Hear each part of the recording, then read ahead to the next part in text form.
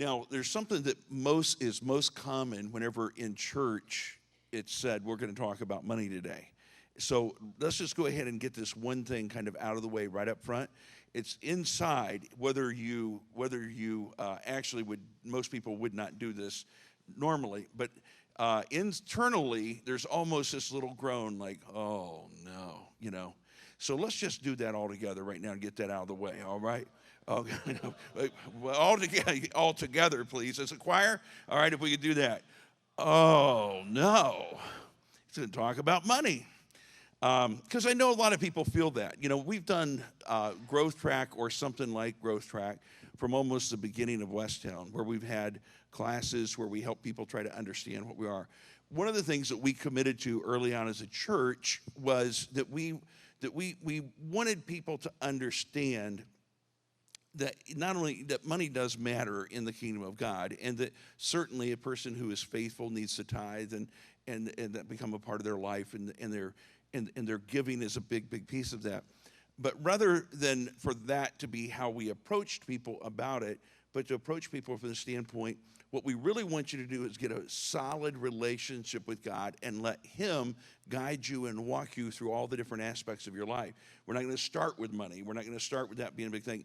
And even if that means that we're not going to make money the thing we promote. But what we are not going to do is ignore the fact that money matters. And so one of the reasons why we do something in our service that you won't find in a lot of churches is in our money moments. Sometimes people might go, well, why is Tom up here talking about insurance? Or why is he talking about a will? Why is he talking about that? Because we believe that money affects everything in your life, and that we're looking at God redeems the whole person. Doesn't just redeem, it doesn't just give you a free ticket to heaven and an escape route from hell, even though that happens.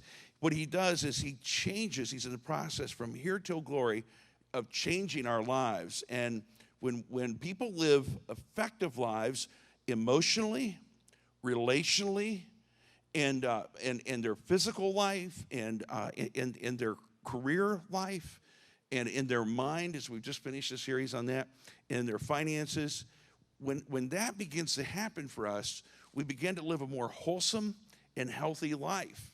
And so we're not going to ignore this stuff, but we're also going to approach it in a way where it is helpful to you. And or at least we hope it will be helpful to you. It's our intent, because it's just what the Scripture says. Now, what I also want to say is one of the reasons I mentioned the classes that we've taught, because sometimes when we come to this topic and we talk about kind of our approach to it, I have heard a lot of stories from people who just in that moment would say, well, I had a bad experience where I walked into this church one time and, they did this and they did that and they did the other and did the other. And our goal never is to criticize how other churches do things, because what I believe is it takes all kinds of churches to reach all kinds of people. God's given us a mission. He's given us a plan. He's given us something to do. And other churches down the street and around the corner and all across town, they're not our enemy, folks. They are our friends. We're in this thing together. We're endeavoring to build the kingdom of God. And so we're not in opposition to that. But I would say that sometimes in Christian circles as a whole, sometimes some very funny things or unusual or even sometimes damaging things can happen around the issue of money. We never want to be used in that way. But what we do want to do is be faithful. So with that said, let's dive in. Grab your sheet beside you if you don't have it already, and let's look at Philippians chapter 4, verse 19, which is your memory verse. You may already have memorized this verse. If you have, that's great. But I want to encourage you, if you haven't, to memorize it. It's a great verse. It says, "And my God will meet all your needs." I think we better stop there a minute. Underline the word needs. I was passing a church this week down on Washington Road, and a little west of here, I guess it is. And they put up some pretty good things on their sign, but their sign this week has been, God's will supply all your needs, not your greeds. Or your greed, I think is your greed. And so we have to remember sometimes that God supplies our need, and what we need is not what we always want. Have you ever had a conversation with your child and said, but broccoli is good for you. You need to eat broccoli. But I don't want to eat broccoli, you know? And so a lot of times we have that same kind of argument with God. So just remember, when you memorize this verse, don't forget to memorize the word needs. And remember that needs it's very important to understand that. And my God will meet all your needs according to the riches of his glory in Christ Jesus. And because of the riches and all of that stuff that's mentioned there, it's kind of have a tendency for us to go, well, I want. And I don't believe God's against our wants. But what he promised is he would provide for our needs. Okay? So that's just sort of the cap at the beginning. I'd like to encourage you to memorize that. Let's go ahead. What we're going to do is talk a little bit about how money actually works for us and it works against us. Now, honestly, money doesn't, but we oftentimes use money to work for us, or we use money to work against us. And you could give 20 people, say $1,000, and I can promise you, some would do very foolish things with that $1,000, and others would do practical things with it, take care of basic needs. Some would do something saying, I wasn't expecting that $1,000. I'm going to do something this will help me down the road. And just how you approach it is makes a huge difference. So the Bible gives us, today we're going to talk about financial principles.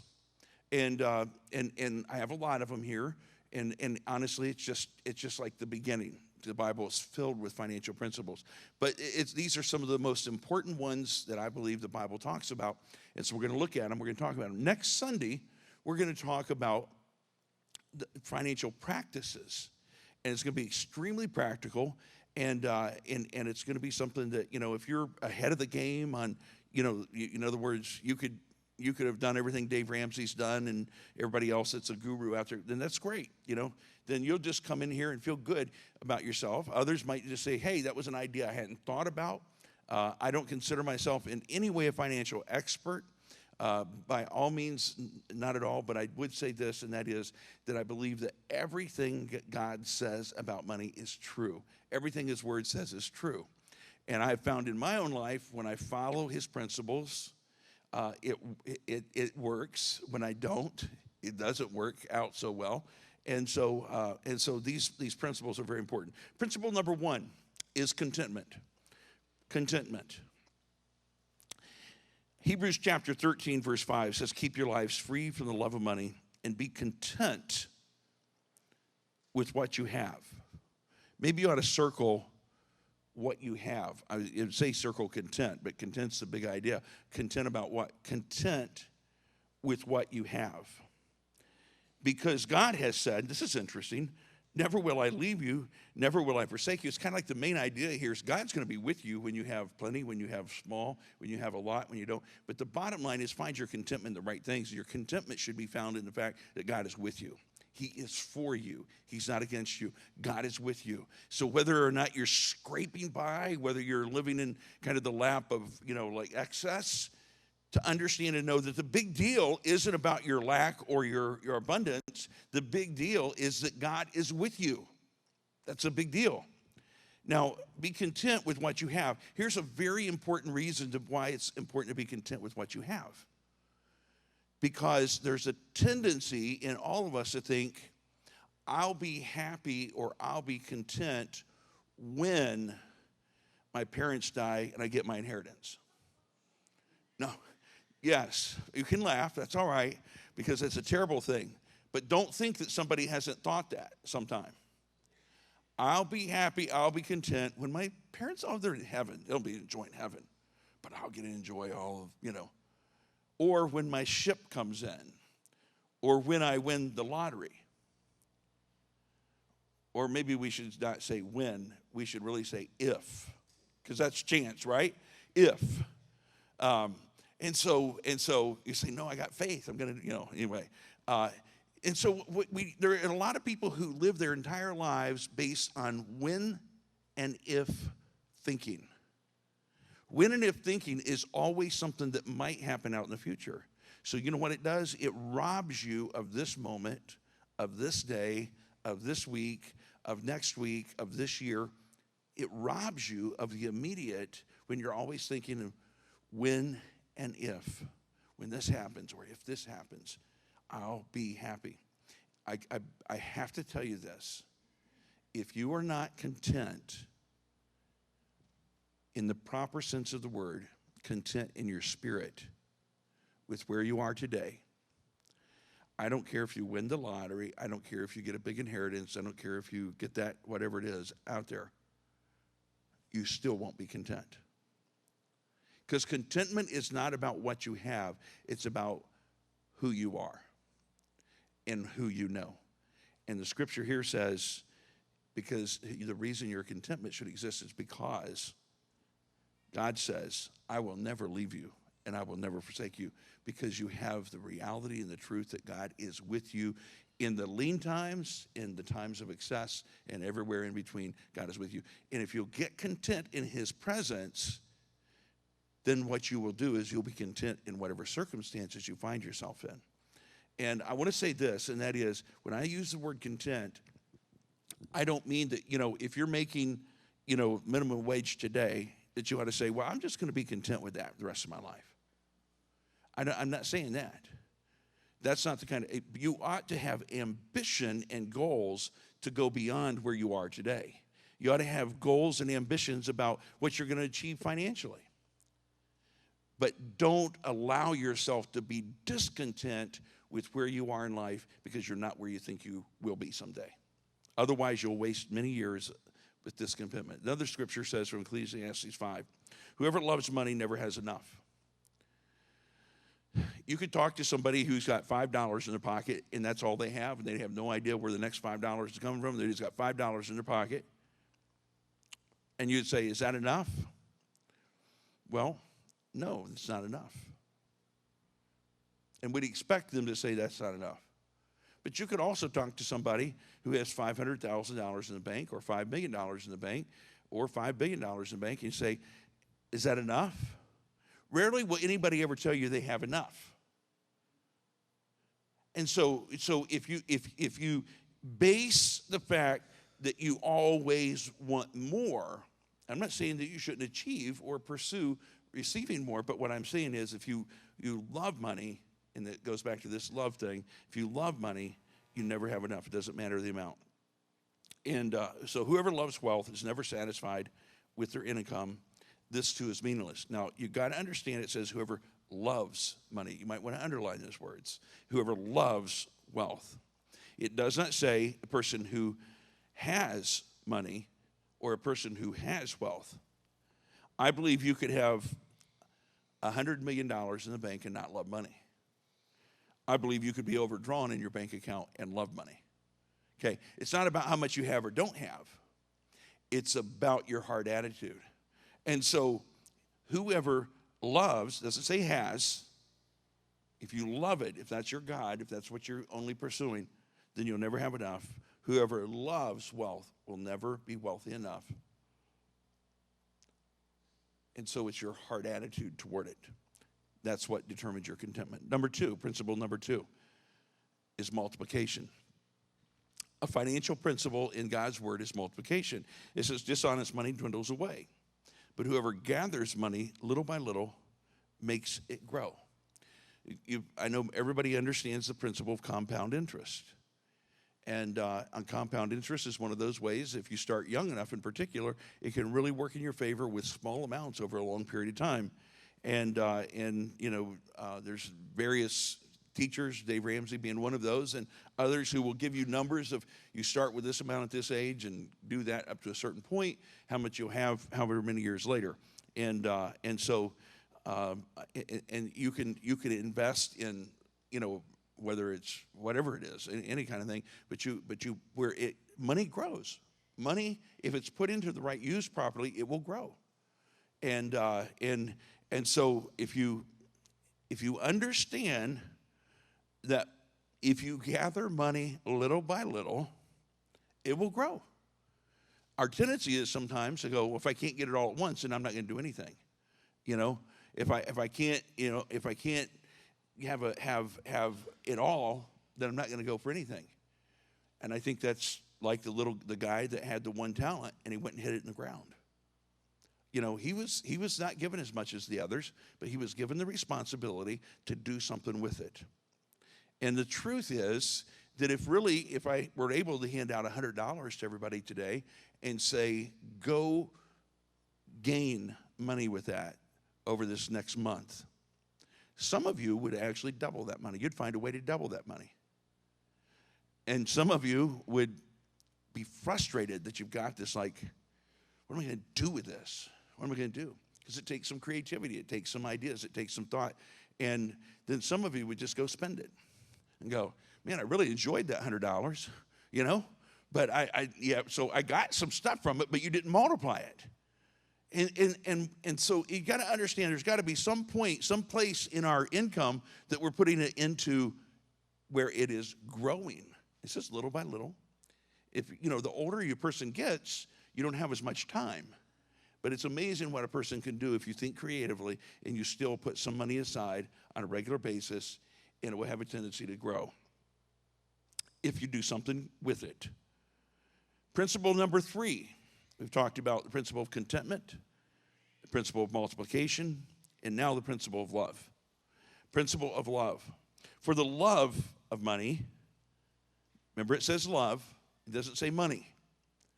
People really get that confused sometimes. They meet somebody who has a little bit of money or something, or they see somebody and they're going, you know, oh man, you'll judge them. You know, again, like I said, you can be poor as a church mouse. However, I don't think a church mouse is actually probably as poor as some of a field mouse. But anyway, because there's generally food in a church, right? But anyway, that's a statement. As poor as a church mouse, or you could be a billionaire. It really has to go back to this heart attitude. What is your heart attitude? The love of money is the root of all kinds of evil. Some people eager for money have wandered from the faith and pierced themselves with many griefs. So if you love money too much, it will lead you astray. And it will lead you down a path of self-destruction. It will cause problems for you. It will give you great difficulty. So loving it is what gets you in trouble, not having it. And then Matthew chapter 6, verse 24 says, no man can serve two masters. Either you will hate the one and love the other, or you'll be devoted to the one and despise the other. You cannot serve both God and money.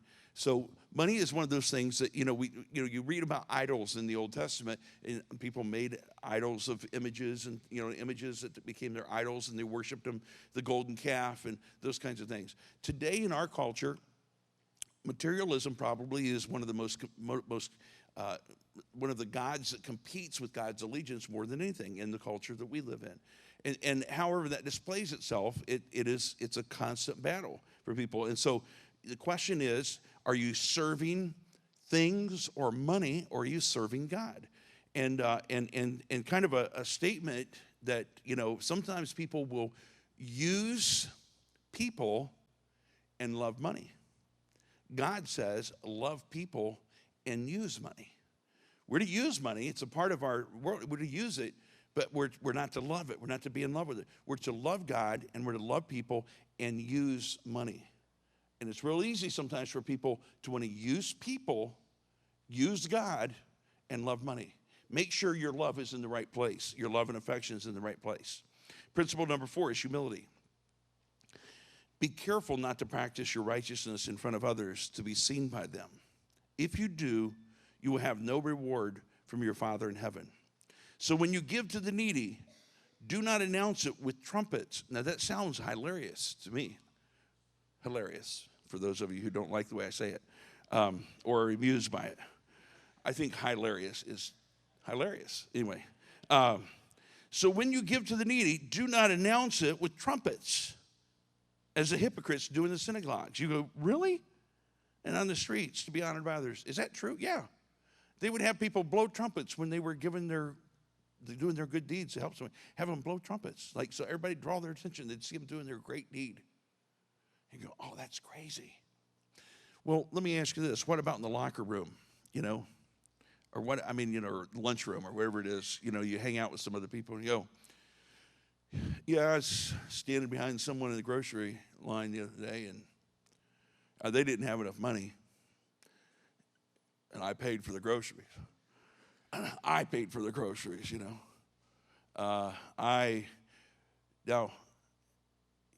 the question is, here's the real question. Can you do something that costs you something and never tell anybody else about it? Can you do that? I'm not saying you have to. I'm just simply saying that is sort of an indication sometimes if we're doing it, what our purpose is in doing it. If it, is it giving me bragging rights, or is it giving me, and I'm not saying, I do think that it's important to share those things with other people sometimes from a standpoint of example. And so I'm not saying never share. I'm just simply saying that if you can't ever do something for somebody without somehow feeling like it's going to make you look good, then you have to question, what is your motive in that? You may not blow trumpets. You may just run your mouth. I can see that's not going over that well, so we'll move ahead. But anyway, just thought I'd throw that in case somebody needed it. To be honored by others. Truly, I tell you, they have received their reward in full. You get reward. People going, hey, that's a great thing. But when you give to the needy, do not let your left hand know what your right hand is doing, so that your giving may be in secret. Then your Father who sees what is done in secret will reward you. And so God has a plan, and he's saying, I'm gonna let it be known what you've done, but I'm gonna have a revealing party in heaven. We have today revealing parties for gender of a child, that kind of thing. That's great. We're gonna have some revealing parties in heaven where we're gonna be gathered around. Other groups gonna come in and say, hey, I have got to tell you right now what this person did that you guys never knew about. And then we'll probably see a video clip of Philip. I'm going to out you, Philip, okay? Of Philip giving some money to the person who cut his hair so they could go do something for their child that needed to be done, and they didn't have the money for. And you say, well, how do you know that, Rod? Because I went to the same person to get my hair cut, and people that cut your hair, they're nosy. Did you know that? They're nosy. They ask questions, and so she kept asking me questions because she wanted to know who I was, what I did, and all that stuff. So finally I had to admit I was a pastor. So then she wanted to know what church I pastor. And she goes, well, maybe you know this guy named Philip. I said, well, I know some Philips. What Philip? And she started describing Philip. Then all of a sudden I knew it didn't fit a description of any other Philips, so it had to be Philip Alcorn. And then she told me about this great deed that he did for one of the gals in there because of a need that she had. Now, I'm sorry, Philip. That one doesn't get told in heaven because they already told me. So that one you have to go do another one if you want one in heaven, okay? But he got outed, but it wasn't because he came and said, "Hey, Rod, guess what I did this week?" He didn't do that. But they told me, and that was a wonderful thing. That made me feel. But I'm thinking we're going to have those situations in heaven all the time, where all of a sudden, you're walking along the street, and it's like we're going to have a revealing party right now, and you get to go in, and this reward is going to be handed out for something that we did nobody else knew about. God says He's going to reward you. He's going to reward me. But really, what He wants more than anything else, He's really after. He's going. He's not telling us this so that we, so that we're just secret agents. It's for our humility. It's so that we have humility, because He wants us. He knows humility makes us a great person. He knows it makes us effective in our living, and effective with how we handle what we have. So, principle number 4 is humility. Principle number 5 is generosity. If anyone is poor among you, your fellow Israelites, in any of the towns of the land the Lord your God is giving you, do not be hard-hearted or tight-fisted toward them. This is a tough thing because it's so hard. I'll just give you an example. Somebody came by the church right when we were in staff meeting, and sometimes interruptions are a divine appointment, and sometimes interruptions are a distraction. But I came out and talked to an individual, and they were asking for money, And I explained to him that we generally don't just give money, and that our budget is a little bit tight right now, but that I would personally, and I would personally, you'll have to hear the rest story. I'm not trying to get my reward here because I don't get any reward for this, okay? But I told them that I would personally follow them when we were done with our staff meeting, follow them up to the gas station and fill their gas tank, because they were going to try to go around some other places too. And so I said, if you'll just wait about 20 more minutes, we'll be done in about 20 minutes. So we finished our meeting, and I came out, and they were gone. Now, it's there's different things. There may have been something they had to go to or whatever. But oftentimes, when someone isn't willing to wait, the need's not as great as they said that it was, or that, so I do, like, a particular, whenever we're talking about the church's funds or that kind of thing, and I was going to just do that myself, but when talking about really any of your own funds, you need to make sure you're not just throwing money to the wind. You need to be careful about that. But at the same time, to be willing to do something whenever you genuinely know there's a need.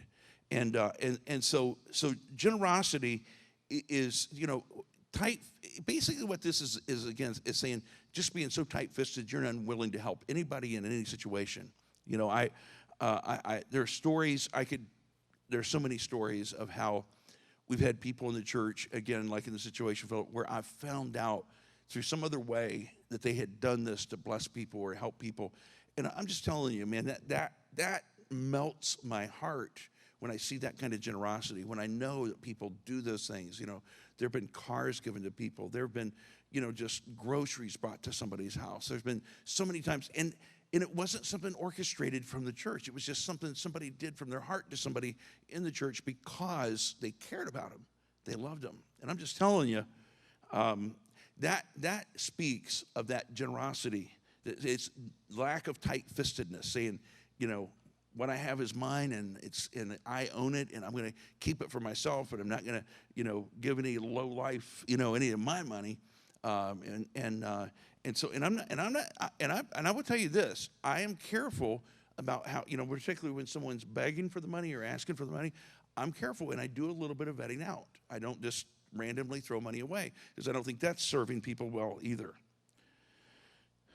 Luke chapter 6 says this, and I'm sure that you've heard this if you've been around church much of your life.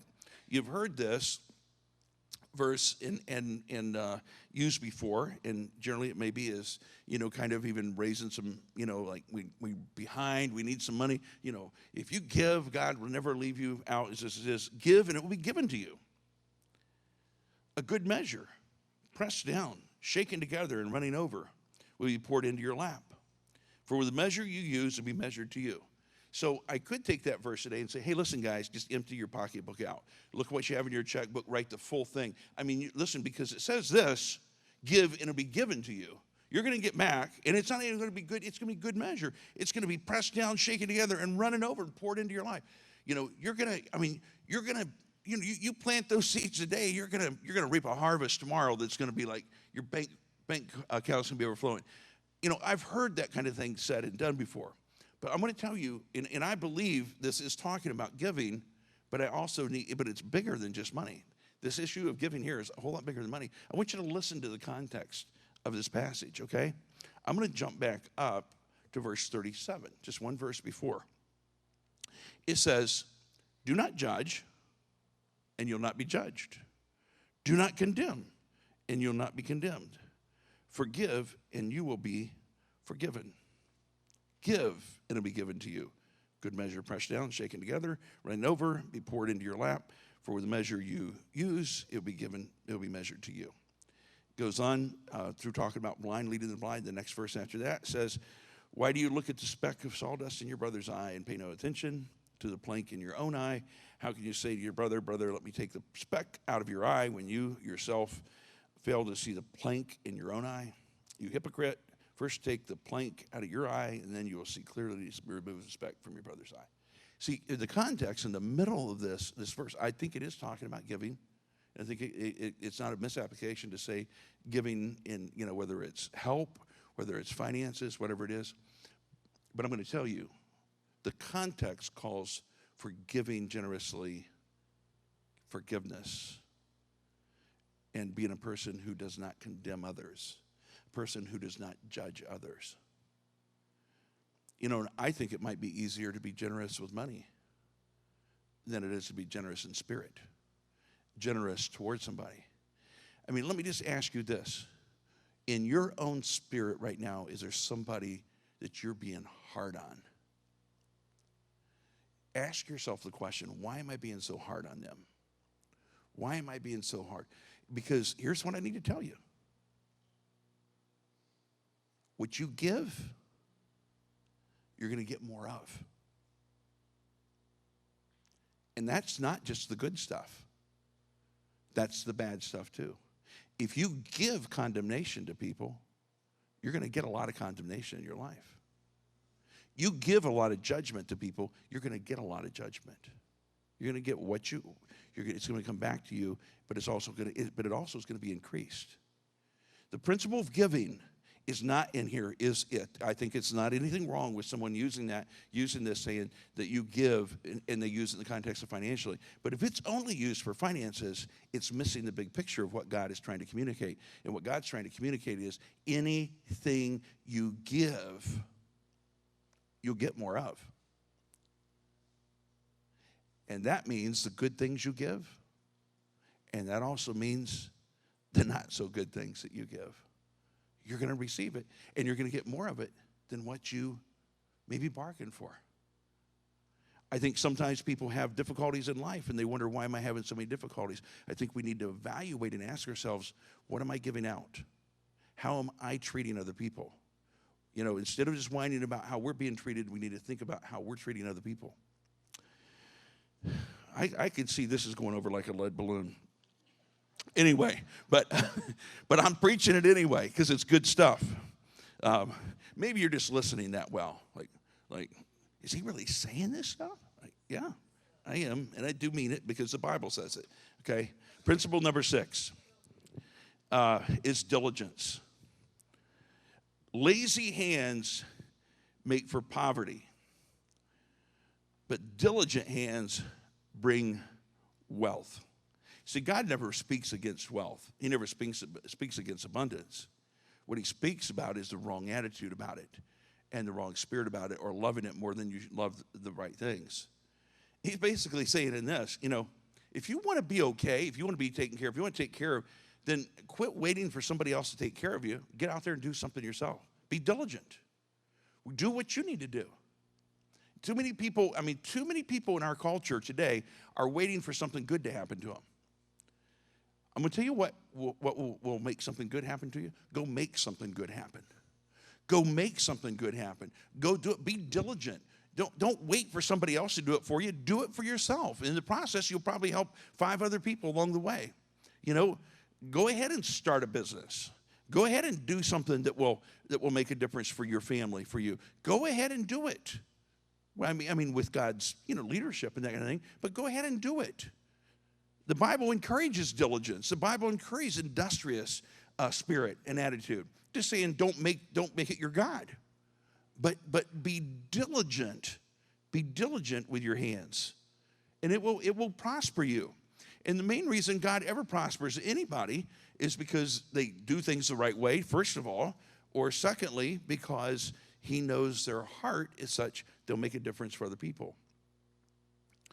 And that doesn't mean that there aren't evil people who are wealthy. I mean, drug lords and some of those people may be very wealthy, and but they have applied themselves for the wrong purposes. So principle number 6 is diligence. If you feel like life is handing you lemons, start making some lemonade. All right. If you feel like you've been, things aren't going well for you, it may be true, but figure out some ways to get some things going in the right direction. Don't just sit around and wait for something to happen. Because it says lazy hands make for poverty. I'm not saying everybody that's in poverty is because they're lazy. It's not always the case. But it can be the case. And so for everyone here this morning, I want to encourage you, be diligent. It's a scriptural principle. Be diligent. Principle number 7 is priorities. Matthew 13:44 says the kingdom of heaven is like treasure hidden in a field. When a man found it, he hid it again, and then in his joy went and sold all he had and bought that field. He says, you know what? I found something worth more than everything I have. So, pardon me, I'm going to sell everything I have so I can go get that one thing that's worth more. And I just need to tell you that if you don't develop some priorities financially in your life, you'll keep doing the same things that you've been doing for the last 5 years, last 10 years. At some point, you have to say, this is what matters the most. This is what's the most important. These are the things that matter. Oftentimes, people will put, giving to God. Tithing is if we have anything left over, we'll tithe. And I'm just going to tell you, you don't have to agree with me, but that's a big mistake. Because most of the time, first of all, even you operate that way, you don't really have a full tithe left over. But I've found people over and over, in the 30-some years that I've been pastor, I've watched people over and over and over again who made that giving back to God, what belonged to him, a priority. All of a sudden realized that they did a better job of managing the 90% than they were doing at managing the 100%. And actually, oftentimes, even found themselves excelling financially. And you say, that doesn't make financial sense. Well, God's math is Tom says this. He says, God's math is funny. God's math is funny. And I believe it because I've seen it over and over and over across the years. But the bottom line is it's not a trickery thing. It's a priority thing. And the question is, where's God in your priority? And then also just among the other things, ice cream's great, but if you don't have vegetables and meat, then ice cream may just be not a high priority, right? I mean, it's, there's some things that you can live without and other things you really, really need. And so sometimes it's a matter of us saying, what are our priorities? Are we operating by our priorities? And next week we'll do a lot of the practical side of this. Matthew chapter 6, verse 33 says, seek first his kingdom and his righteousness, and all these things will be given to you as well. All the things mentioned there are material things, are things that have to do with taking care of life. The food we eat, the shelter we have, all of those kinds of the basics of life we're taking care of if we seek his kingdom first. Principle number 8, stewardship. And this passage is from the Old Testament in Job. Speaking at this is a really big deal because he had lost all of his animals, his wealth. That was his wealth. He lost all of his wealth. His children had all died. And there was, basically he was impoverished at this point, not only financially, but he's impoverished relationally. His family had been destroyed. And here's what he says. At this, Job got up, tore his robe, shaved his head. Then he fell to the ground in worship and said, naked I came from my mother's womb, and naked I will depart. The Lord gave, and the Lord has taken away. May the name of the Lord be praised. That's tough. That is tough. And I cannot say that's easy or that that's something that someone should say lightly. But I will tell you this, what he said is true. And if we lose that perspective, then we lose out. And basically what he's saying is, God, you own me. You own everything in my life. All I ever was the manager of it. And you gave me plenty. And now it's gone. But you have not changed. You are still the same. So we have a tendency to reflect on who God is based on our circumstances.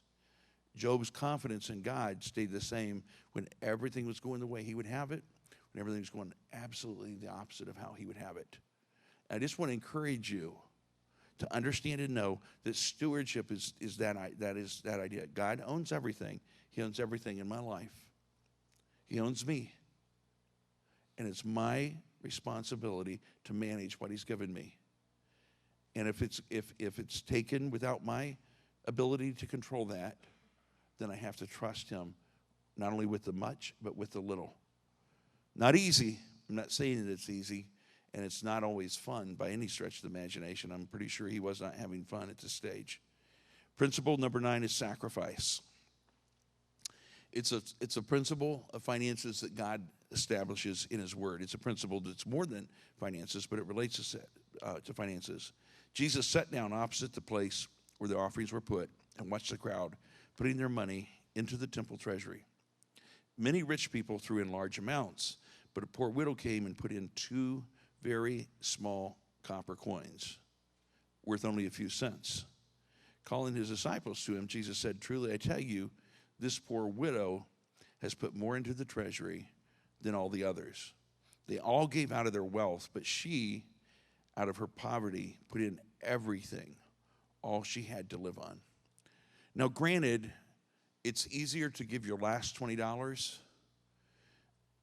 away than your last $10 million away. Did you follow me? It's like the guy that was on the circuit telling about,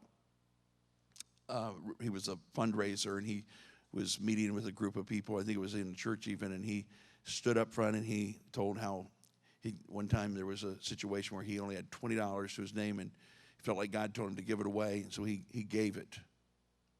And today he was standing there talking to him as a multimillionaire, and there was a little lady toward the back that raised her hand, and she said, "Sir, if God asked you to give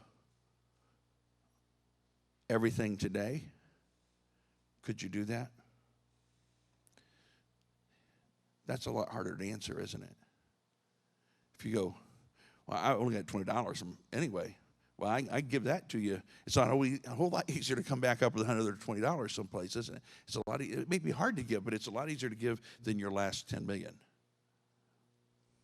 I'm not saying Jesus wasn't teaching that everybody should give everything they have away. That wasn't even his point. His point was that if you give only out of your abundance and you never sacrifice, you never feel any difference from what you give. If it isn't something that you could have done something else with, but now instead you gave it to God instead, if there's no sacrifice involved, then it's kind of hard to even know our motives. But I can tell you this, when you give sacrificially, and I'm not saying a person should give sacrificially all the time, but there have to be some points in our lives where we're willing to give sacrificially. And you know, it's extremely important for us to have a spirit that is open to that. Principle number 10, strategy. Suppose one of you wants to build a tower. Won't you first sit down and estimate the cost to see if you have enough money to complete it? In other words, look at how much money you have. Look at how your income is coming. Look what your outgo is doing.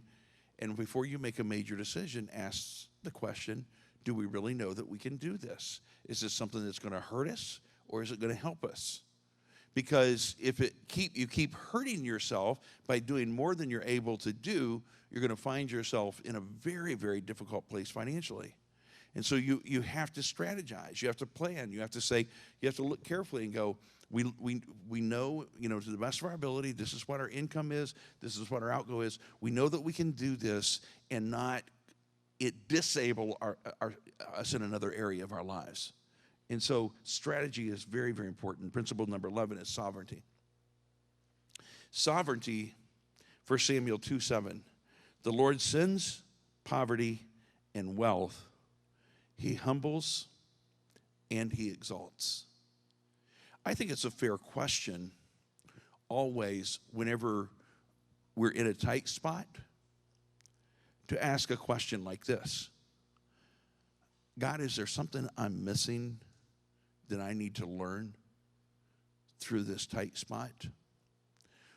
Is this not just circumstances, but is this your hand that is even involved in kind of helping me to feel the squeeze to get my attention? Do you believe God ever does things to get your attention? Do you believe that? Huh? Can I see your hand? Do you believe that? Is it possible that he could actually use your financial situation, your hardship, to get your attention? I believe he does do that. I believe it can happen. I believe sometimes we're in a mess financially because we just made stupid decisions. But God will use that. He will use that. But I believe there are times when God may even help orchestrate a situation for us that we're in a tight spot because he loves us enough to get our attention. So when you're in a tight spot, in a difficult space, don't just go, well, this stinks, and this is terrible, and this is, bad, and this is whatever, and blah, blah, blah. If this had happened, if that had happened, if that hadn't happened, if that. Just simply say before God, God, is there something in this you want to show me? Is there something you want to tell me? Because you're sovereign. Nothing happens without your oversight. He doesn't cause everything, but nothing happens without his oversight. He is sovereign. And so let me say this too. Let's just say that all of a sudden things are going so well for you financially. You find yourself in a period of abundance. Do you ever look at your abundance and say, God, is there a reason you're giving me this abundance besides the collection of everything I can get in my life? Besides all the things that have to do with serving me well? Is there something beyond that? Is there something you want me to do with this excess? Because see, God, the Lord sends poverty sometimes to people, and he also sends wealth to people sometimes. He will humble us, and he will also exalt us. And so if God's involved in that process sometimes, when I say sometimes, I'm just simply saying, again, that his hand is in that.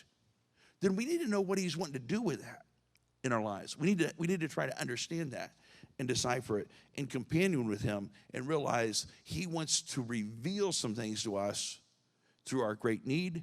He wants to reveal some things to us through our plenty. Principle number 12 is honor. Honor the Lord with your wealth, with the first fruits of all your crops. Proverbs 3:9. Honor him. Honor him.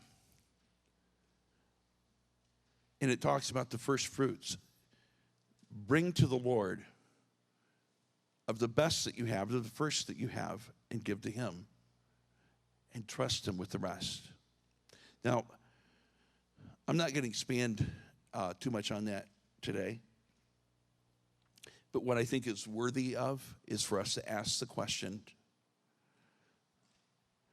God, what is honoring to you with what I have? How can I honor you best with what I have? See, our tendency is to think we never have enough. So if I get this, when I get that. Now, if I win the lottery, I'm going to buy Rod a Harley Davidson motorcycle.